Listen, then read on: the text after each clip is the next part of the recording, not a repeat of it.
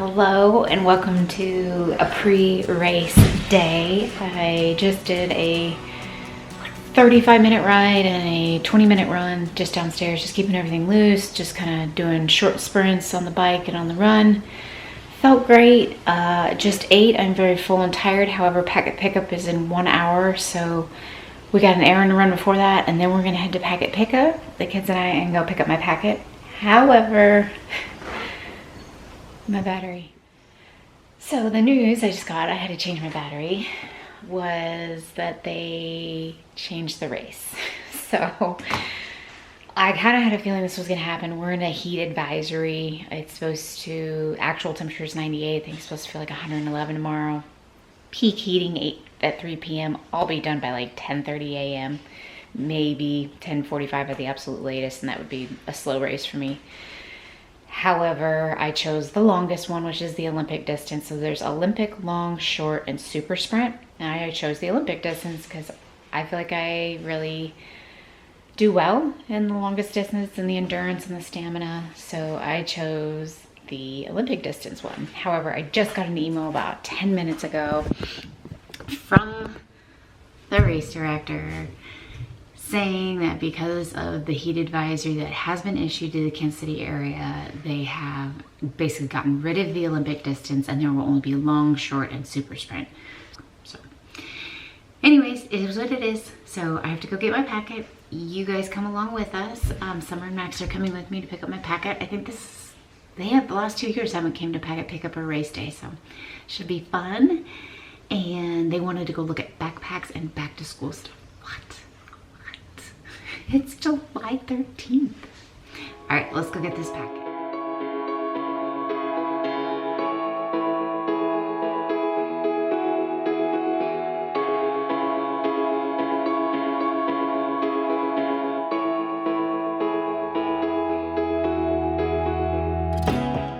Unicorn with you all day.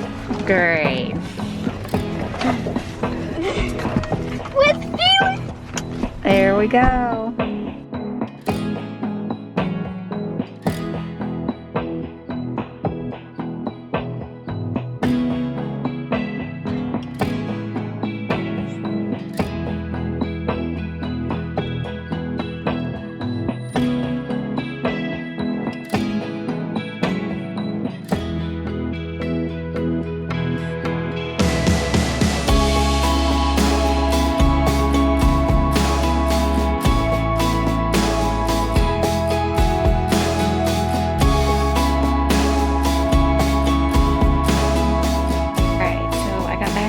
Pickup.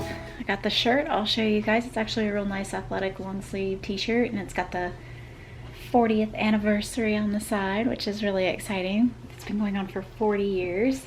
Slowly starting to lay stuff out on my bed. I know it's probably gross. I got like my cleats on my bed, but starting to lay stuff out. Starting to get it all ready. Got my number. I am 230.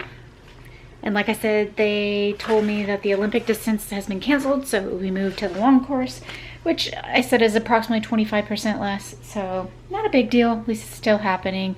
Wish it wasn't, but it is. So we're gonna deal with it. Got my swim cap for it as well. So pink is now both Olympic and long course. So I have a feeling it's going to be a very busy swim. So lots of people on top of each other. So I am going to work on processing all this stuff and getting the swim, the bike, the run, and any transition or nutrition that I need. And then I'll show you what I packed. So I have June loaded in the number, it's hard to see, on my bike. So I get to crawl in there and go do that. Wish me luck. And there we go. All right, I think I have it all packed. I'm gonna leave it out for a little bit and then be able to go over it. But here is the event shirt, team kit. I got my huge ginormous timing chip. I love it. Obviously no wetsuit. It's extremely hot, so there's no wetsuit legal. I have a towel to sit on, a towel to dry off with, sunscreen, probably after I get out of the swim. I got my cap, which will work great. Coco. When I move on to bike, I have my cam using these hair ties from like my patellar tendonitis. They seem to work really well. I have my chews that I'm going to put into my bike the morning of the race. I didn't want them to sit in there and literally become little goo because it would melt. I have my helmet with my number, and my sunglasses are nice and clean. I cleaned them up. So I think that's everything I need. And then my water bottle is freezing. So again, it's 18.5 miles, so not a crazy amount. So this will be just fine for nutrition. And then my water also has some nutrition and electrolytes in it. And then on the run, I will add these in again in the morning into this pouch. So I'll have some nutrition on the run. It's 4.68 miles. So I'll have that with my tag. And then I have my running shoes. I have them already tied so I can just like slip in, pull up the tongue. And then I have my Bubba Gump running hat. So I think we are set. I'm just going to add it all into my Ironman Florida backpack. If it all fits, thank you, Jesus. Let's see how this works. For me to see if this all fits.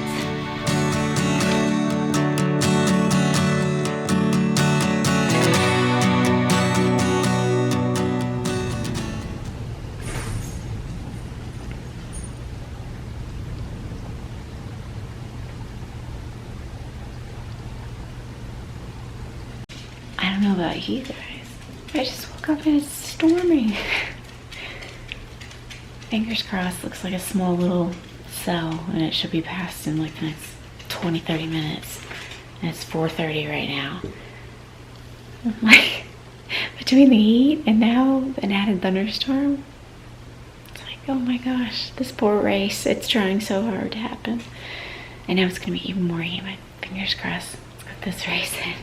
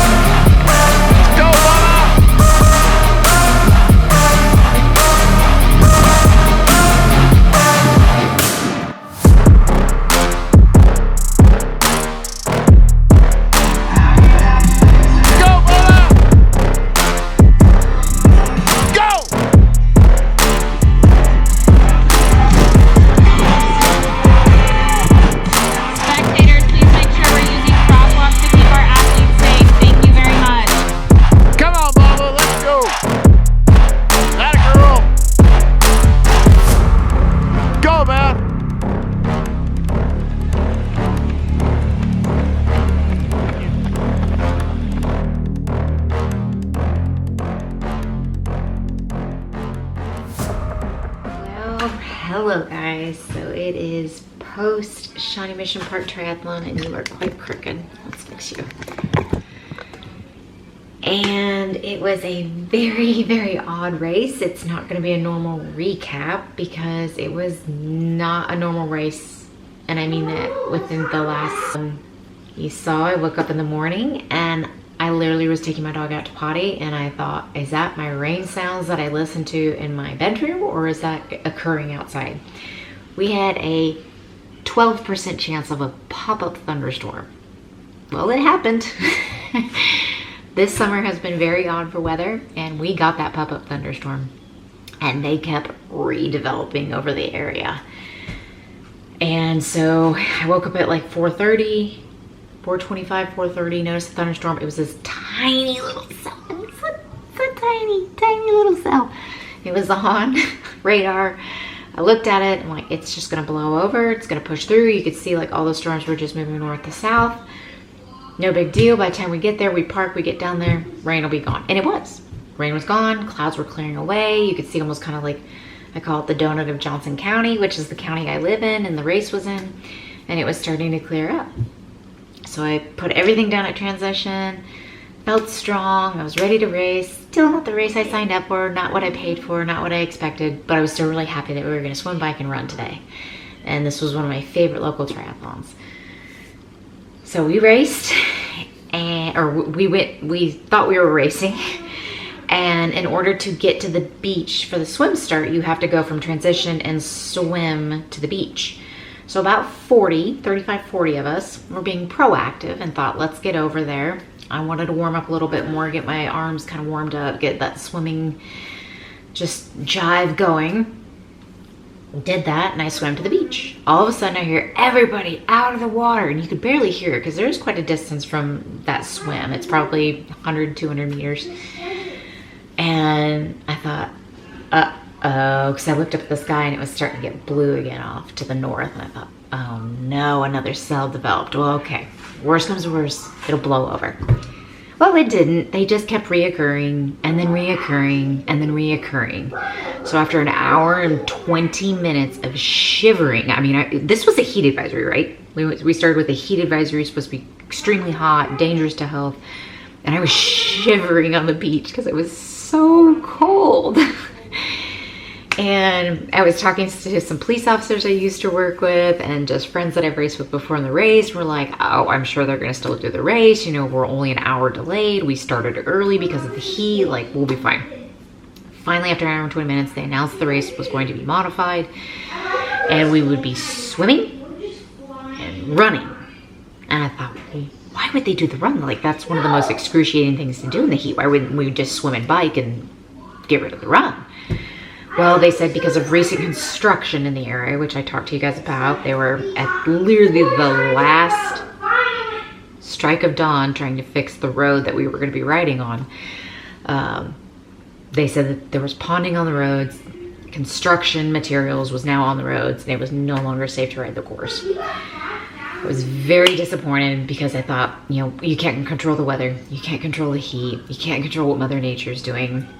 The race directors were trying to do everything they could to make sure this thing was still going on. However, the construction was a controllable factor because this was supposed to be done a month prior. So I was very frustrated, very disappointed at that point in time because I was like, I understand the weather. There's nothing they can do, but they could have controlled the construction a little bit better. It is what it is. I kept thinking in my mind, my big races are Ironman Louisville 70.3, Ironman Chattanooga. Those are big races. I need a lot of PTO, a lot of time off, hotel, money. Like there's just so much involved in those races. Yes, I took the day off. I can't pipe in peace in this house. Yes, I took the day off. Yes, I spent a lot of money to race this race. However, I've had multiple years. It was, I think, 2011 and 2013, or 2010 and 2011 that I was not allowed to race because of storms. It was back-to-back years.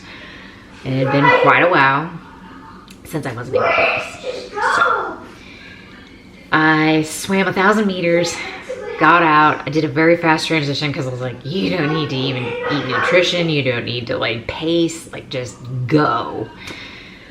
Went right under 1 hour because we swam 1,000 meters and then ran 4.6 miles.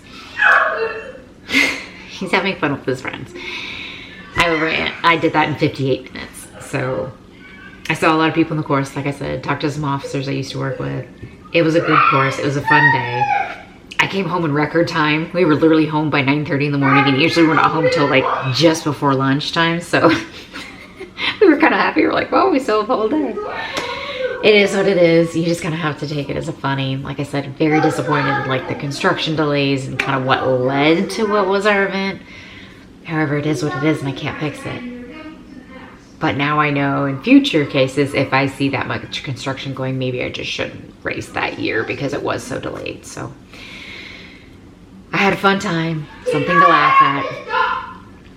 I'm gonna go train again. I'm gonna keep going with this Ironman journey and getting that Ironman legacy spot to Kona. It just is what it is. There's no way to sugarcoat this, but it's something to look back on. I guarantee I'll look at this video next year as I sign up and I'll think, remember that year? So I just wanted to catch you guys up. Just wanted to catch you guys up. Let you know how the race went. It said I placed third in my age group, like 13th overall. They said that they were combining long and Olympic, but when I searched and queried it, it showed us together. I don't know what happened. At least at this point in time, I don't know what happened. All I can see is third in my age group, 13th overall. I don't know. So, was not the race I thought. Like I said, I'm an endurance queen. I like to go longer, harder. So if I would have had, 27 miles of biking in between, I'm sure it would have had a different placement. However, it just shows me I need to work more. So, let's get to work tomorrow. Let's keep chugging away at this dream. And I'll see you guys tomorrow. Let me know. What was the oddest race you guys had? Because it happens all over where they have to completely alter the race. Did you just do a swim and a run? Let me know.